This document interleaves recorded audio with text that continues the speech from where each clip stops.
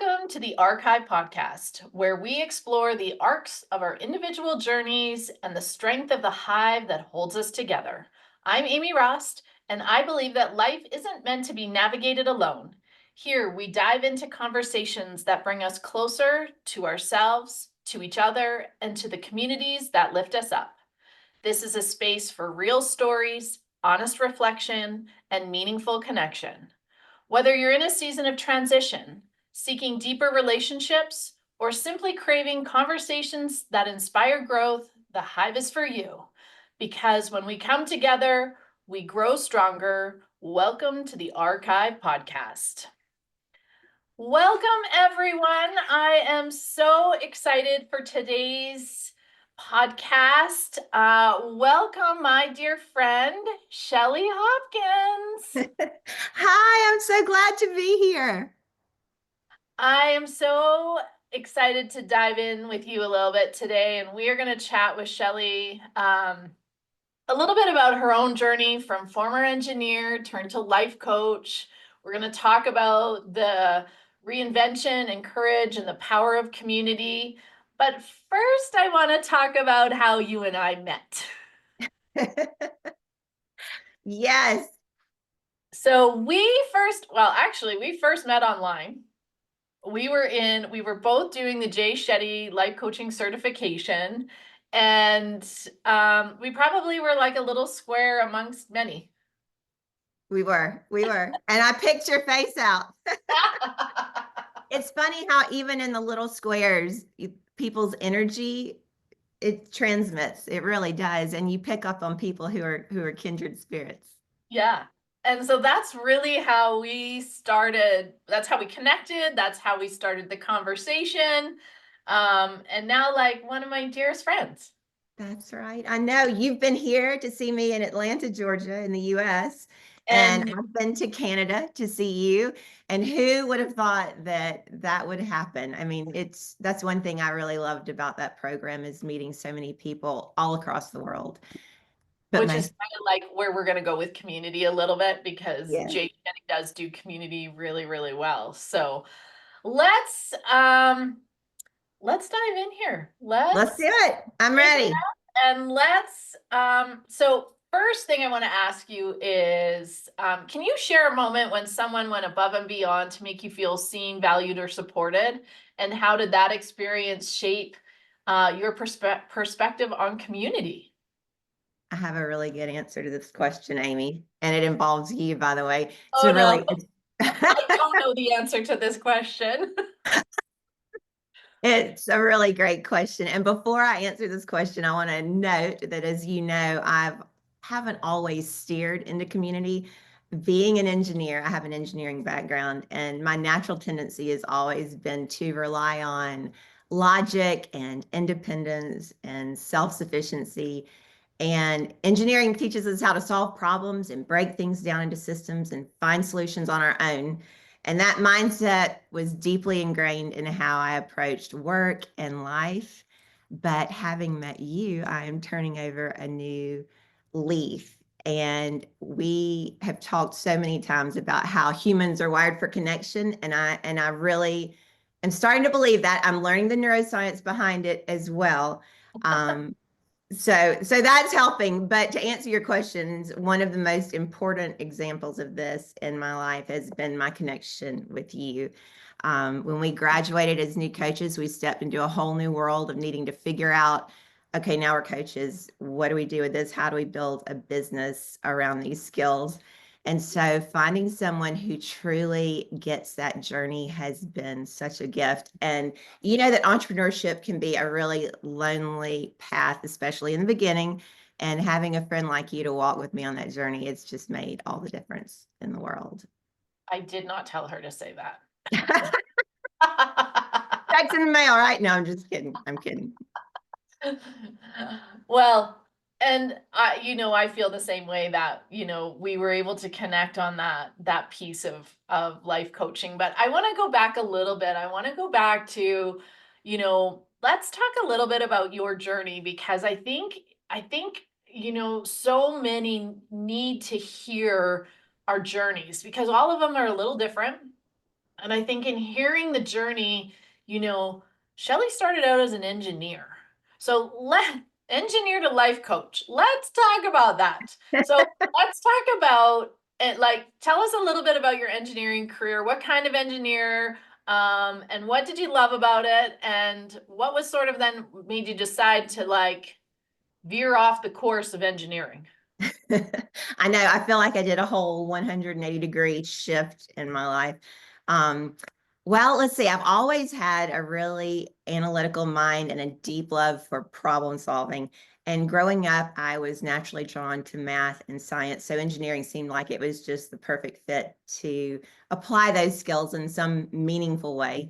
And I studied engineering, chemical engineering at Georgia Tech.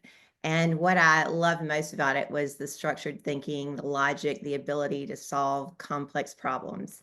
And then I worked in engineering consulting, and I got to work on large scale projects and collaborate with talented teams and see really tangible results from all of our project efforts. And there was something really rewarding about knowing that my work had an impact in the ways that it did. I worked in many different industries: water treatment, pharmaceuticals, chemical industries, you name it, we did it because I worked in across the board.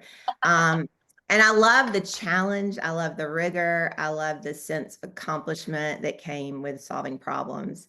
So that's really what got me into engineering.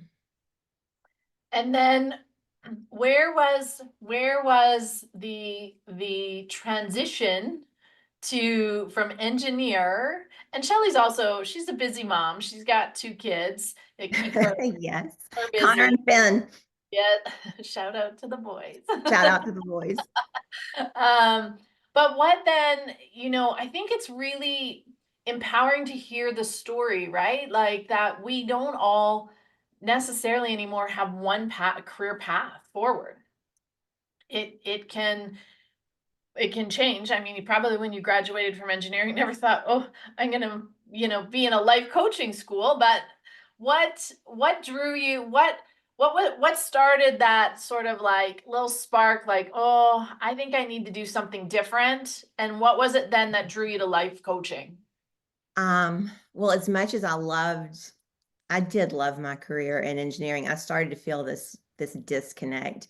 Everything on the outside looked great. I had a great job. My family was great. I'm checking the boxes off, but I wasn't as fulfilled, and something felt off. And so that's when I found coaching.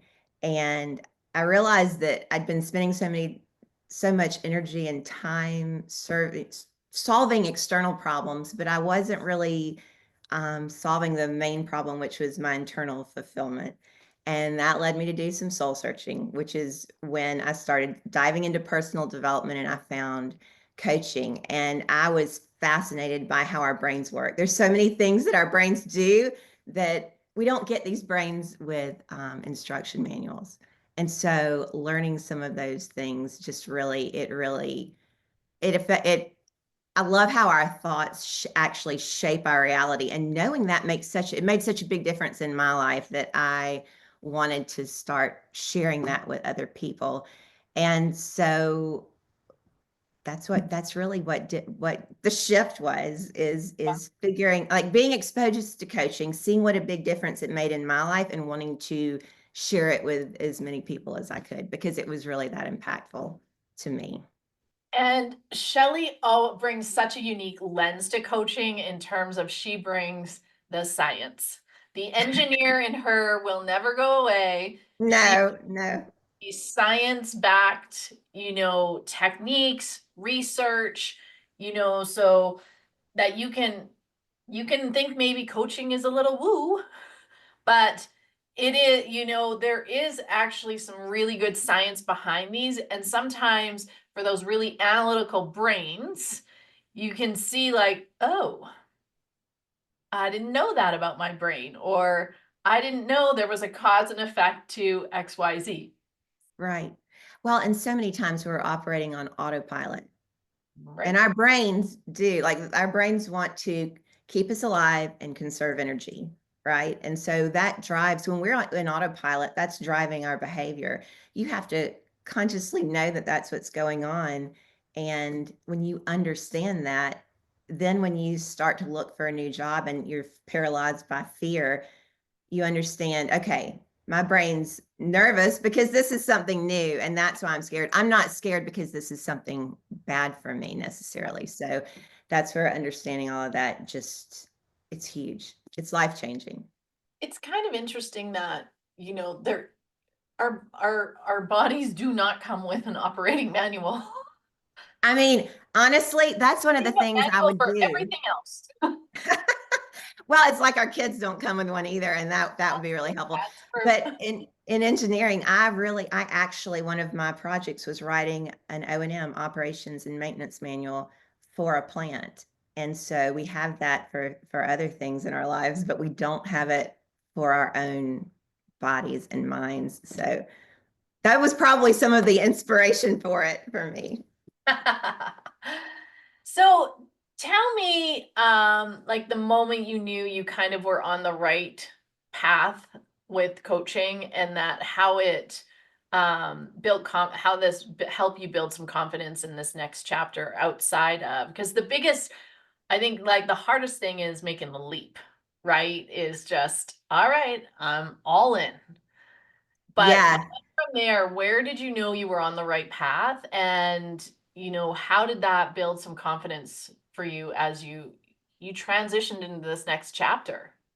Well, I think one of the moments that really stuck with me was when I saw a transformation in one of my clients, and she had been facing some curveballs in her life, and after working with me, things that would have derailed her before, she was now handling with a lot more confidence and calm. And she said that she could see the seeds that I had planted through our work together, and that she was just a better version of herself, not just for herself, but also as a wife, a mom, a sister, a daughter.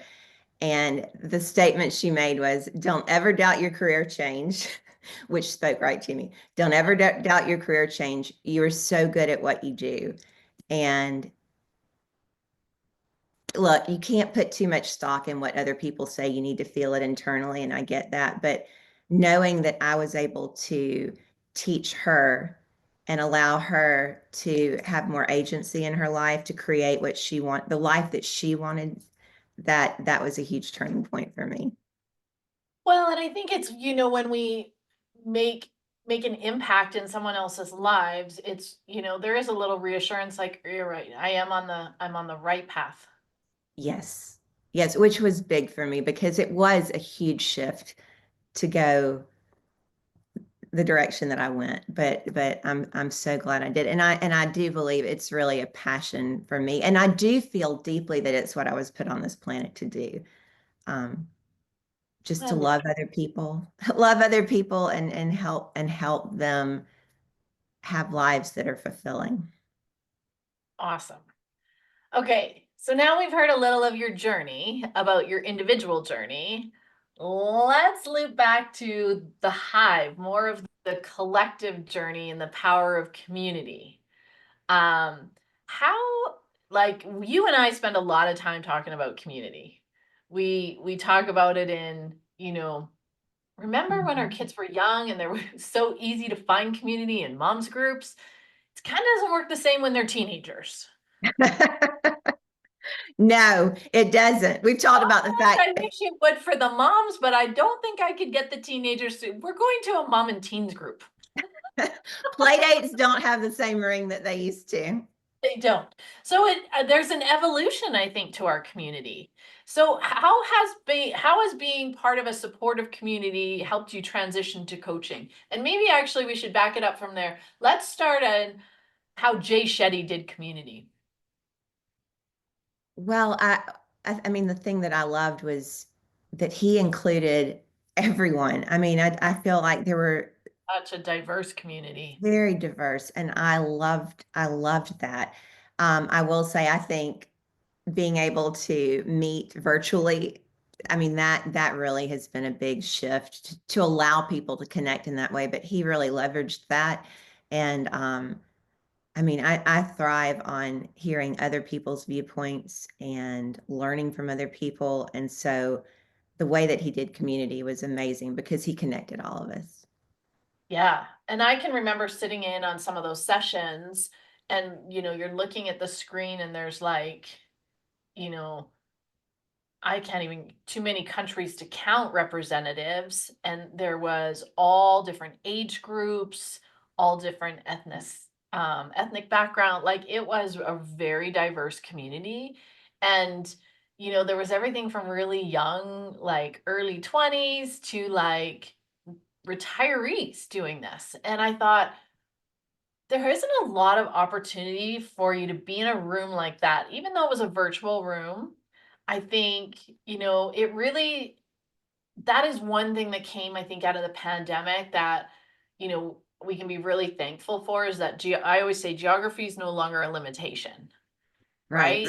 Where Yeah. else could you get that many people from that many different countries across and in different time zones? Like some people were getting up in the middle of the night to Yes. be on these calls. And it was really, for me, it was a really impactful moment in that journey of just being like looking around the hundreds of people on a call, and just seeing that diversity, but also just listening to the different topics or whatnot. But so many of our struggles are not so different. There was Yeah. many conversations that you're like, oh, okay, I could see myself in that. The ingredients might be slightly different, but you know humans, we have very similar struggles, and it kind of goes back to the brain and the thoughts and the mindset. But how, 100%. right? And Yes. so how has that supportive community helped you as you transitioned into coaching? Because I mean, we evolve, like you graduate, and then what? Then where do you find your community? Right. Right. Well, and we were able to access each other for a period of time after our courses, after we actually graduated. And so that was huge. And leaning on people like you were ahead of me in entrepreneurship because you had built Art Pilates, right? And so you had wisdom to share and hard-earned wisdom, some of it, um, some easier than others, but just having someone like you who had walked before me, that was huge. Connecting with some of the other people in our class and or our cohort, I guess they called it, but Yeah. just being able to hear how things were going for them, what had worked for them, what didn't work for them. I mean, I think you can't create something really valuable in a vacuum. You just can't because it's going to be clouded by that isolation. I mean, and at one point of view. And I think that being able to access the thoughts and the processes of so many different people allowed me to think differently about the path that I was taking and consider different aspects so that I was able to appeal to more clients, right? And address issues in a way that didn't just speak to people who were exactly like me. So I think the community aspect of that was huge. And what does being surrounded by the right people um mean for someone who's like navigating big changes? And we see this in coaching a lot, right? I think, what are your thoughts on that? Well, when you're surrounded by there's a quote, Amy, about being when you're surrounded, you're the culmination of the five people you spend the most time with, or something like that. So if you're making a big change in your life, whether it's in a relationship or starting a business or, starting a new job or trying to make that decision, if you're around people who are in a fear-based place, they're going to feed into that part of you and that changes the trajectory of your decision making, right? I mean, um but to be around people who are uplifting and are coming from a place of love, Mhm. that that allows you, it changes your mindset completely, and it allows you to operate from a place of um I don't know, just really tuning into what's best for you, being encouraged instead of discouraged, And it makes all the difference. It really does. Well, and I think, community, just being, open to hearing how someone else did it. I always say, like, please learn the mistakes I made, do not make them. But Right. share me the ones you made so I don't make them too. But that there becomes such a such a resource. It really does. And why reinvent the wheel when somebody's already gone before you, really? And so that is where community comes in. And again, going back to, we think we all have totally different issues. um, as humans, we all walk a similar path in life. And so as we navigate that, we have things that we can share from our journeys, which is what you were just saying. And that's where that community comes in. Just a collection of like-minded people with similar goals and similar challenges. Well, and that can be, in coaching, I think that can move the needle for someone who's really feeling stuck quickly because, again, you hear, oh, me too, or, oh, I thought I was the only one. Yep. And we're not. No, we're not. And that honestly, so when I heard about group coaching, I thought, how in the world is group coaching going to help me? I understood one-on-one, Yeah. you sit down with someone, you tell them what's going on, you tell them what you're trying to achieve, and then they help you get there. But group coaching, I mean, how can you sit there in a group atmosphere and really move the needle? Well, come to find out, one of the most important things in that is knowing that you're not alone, which changes everything. It did for me. It just knowing that, oh, they have that problem too. It's that Brene Brown thing about shame.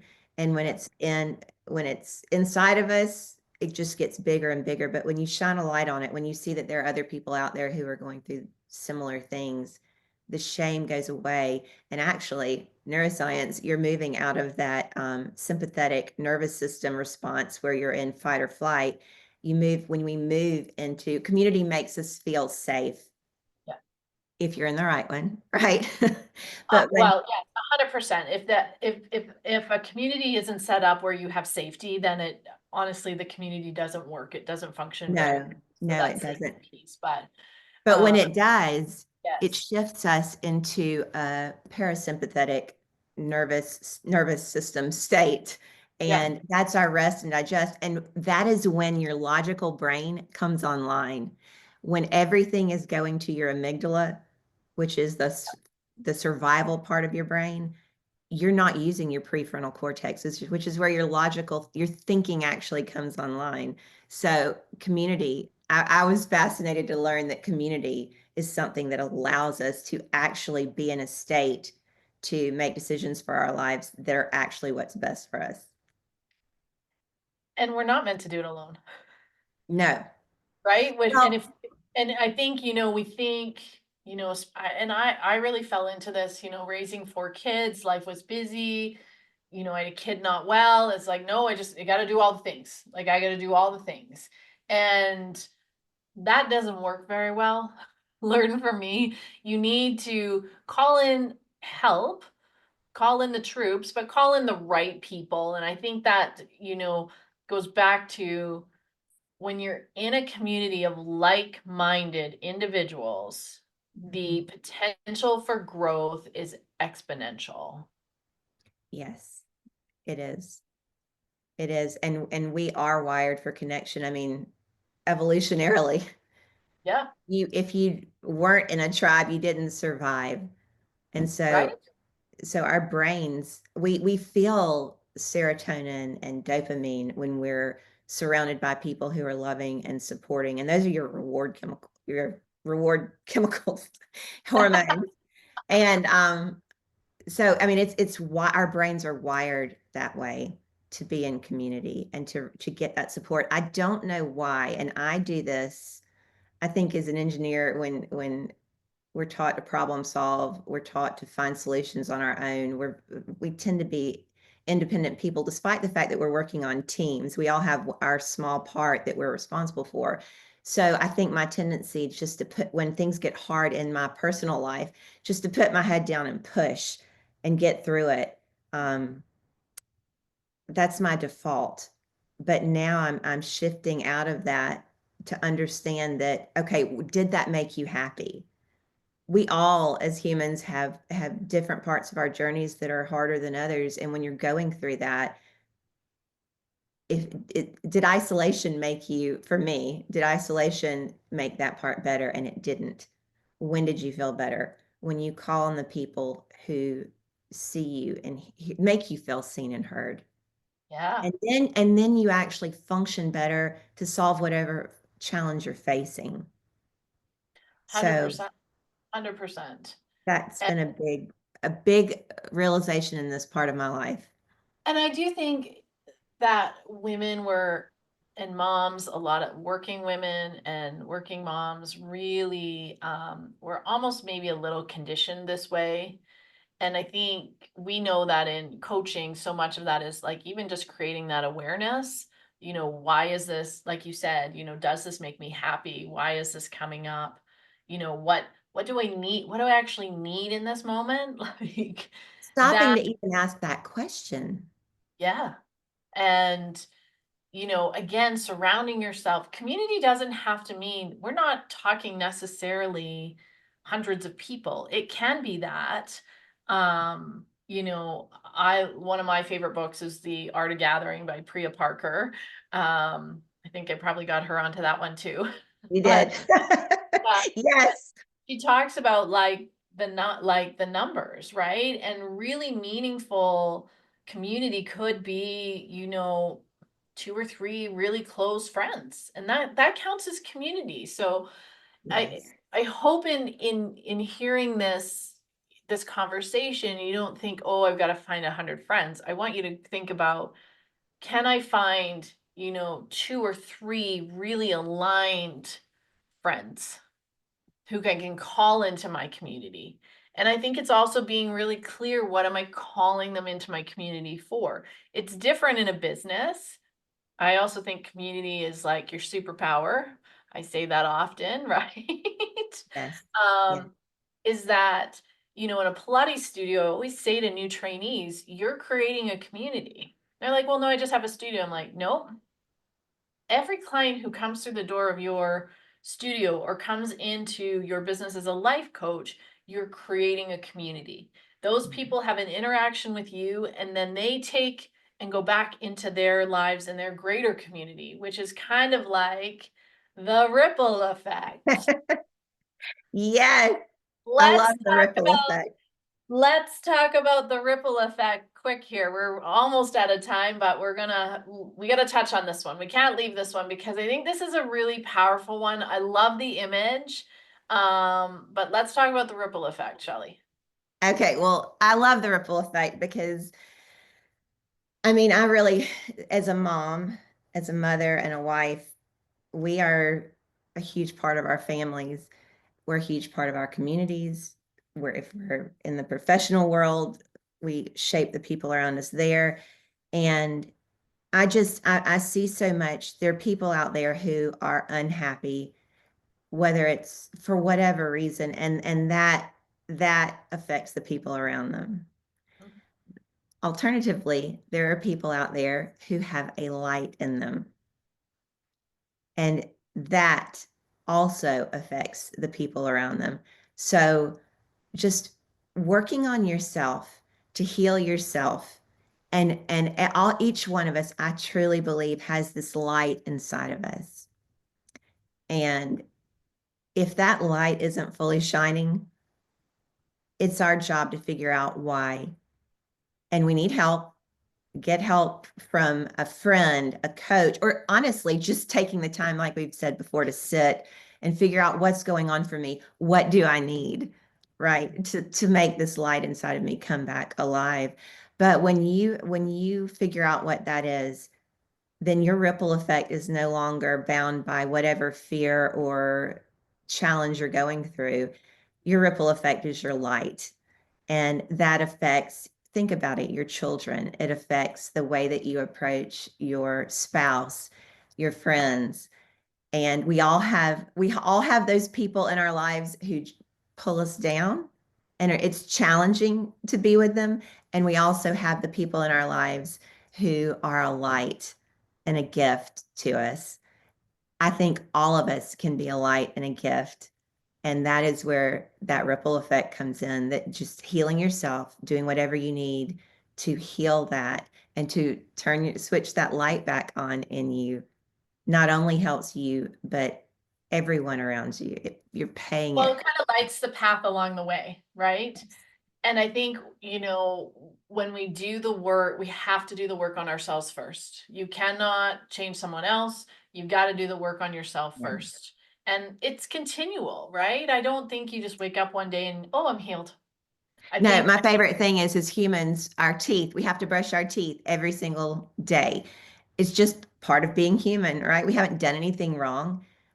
It's just that we need to brush our teeth every day because just like in our lives, when we're out in the world and things put us in these different states and moods, we have to stop and address and do the same thing, take care of that. It is a lifelong process if you're out in the world living as a human. and then when you take care of yourself and do that healing on yourself, that ripple gets bigger and the reach gets farther than perhaps you could even imagine. And I hope listeners that you really feel, that whatever, healing or transition that you're going through, like we really aren't meant to do it alone. And that community around you is really where the growth happens and the magic happens and the light turns on. And that we really get to light the world with our light and with our energy. And, you know, wow, a world filled with more positivity in today's world. How would that feel? Really good. It's exactly what we need in today's world. Right? Well, I mean, Shelly and I, we do talk for hours, but we will not talk for hours today on this podcast. But Shelly, can you tell us a little bit about where people can find you if they want to learn more or if they want to work with you? Where's the best place to find you? Of course. Well, the first place is probably to connect with me on social media. I'm on Instagram at Shelli Hopkins Coaching and also on LinkedIn. And I also have a website at shellyhopkins.com. And if you are out there and struggling with something in life and need help or don't know where to begin, I would love to help you. Just message me on Instagram or LinkedIn, or you can sign up for a discovery call as well on my website, and we can sit down and talk through what's going on and see if coaching might be a good fit for you. And Shelly brings the science into every single one of those coaching calls. I want Amazing tools. tools. Yes, she's got a toolbox, and then I think she's That's right. going to a trailer soon.